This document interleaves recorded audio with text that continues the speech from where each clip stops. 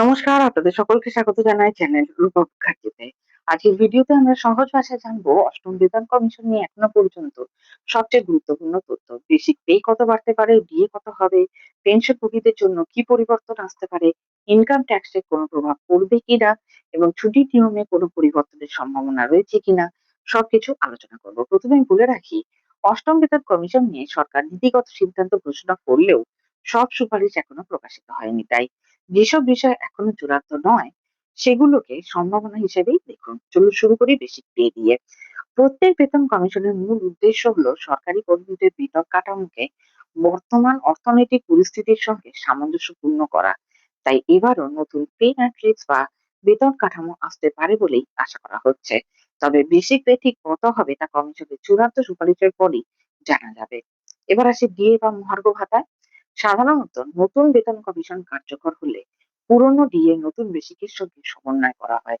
এরপর আবার নতুন হারে ডিএ গণনা শুরু হয়। ফলে কর্মীদের হাতে মোট বেতন কিভাবে পরিবর্তিত হবে তা নতুন নিয়মের উপর নির্ভর করবে। পেনশনভোগীদের ক্ষেত্রেও পরিবর্তনের সম্ভাবনা রয়েছে। যদি নতুন পে ম্যাট্রিক্স কার্যকর হয় তাহলে পেনশন পুনর্নির্ধারণের বিষয়টিও বিবেচনায় আসতে পারে। তবে এর বিস্তারিত নিয়ম সরকার প্রকাশ করার পরে নিশ্চিতভাবে জানা যাবে।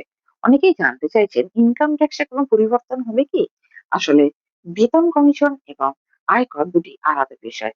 বেতন বৃদ্ধি পেলে করযোগ্য আয় বাড়তে পারে, কিন্তু আয়করের স্ল্যাব পরিবর্তন করবে কিনা সেটা সম্পূর্ণ কেন্দ্রীয় বাজেট ও অর্থ মন্ত্রকের সিদ্ধান্তের উপর নির্ভর করে। এবার ছুটির নিয়মের কথা। বর্তমানে ছুটির কাঠামো নিয়ে বড় কোনো সরকারি ঘোষণা হয়নি। ভবিষ্যতে কমিশন যদি এই বিষয়গুলো সুপারিশ করে তাহলে সরকার তা বিবেচনা করতে পারে। তাই এখনই কোনো ভাইরাল পোস্ট বা গুজবকে সত্যি বলে ধরে নেবেন না। সবশেষে অষ্টম বেতন কমিশনের আসল সুবিধা কি হবে তা নির্ভর করবে কমিশনের সুপারিশ, সরকারের অনুমোদন এবং কার্যকর হওয়ার তারিখের উপরে। ভিডিওটি যদি আপনার ভালো লেগে থাকে তাহলে লাইক করুন, শেয়ার করুন এবং আমাদের চ্যানেলটি সাবস্ক্রাইব করুন। অষ্টম বেতন কমিশনের প্রতিটি সরকারি আপডেট আমরা সহজ ভাষায় আপনাদের কাছে পৌঁছে দেবো। ভালো থাকবেন। ধন্যবাদ। নমস্কার।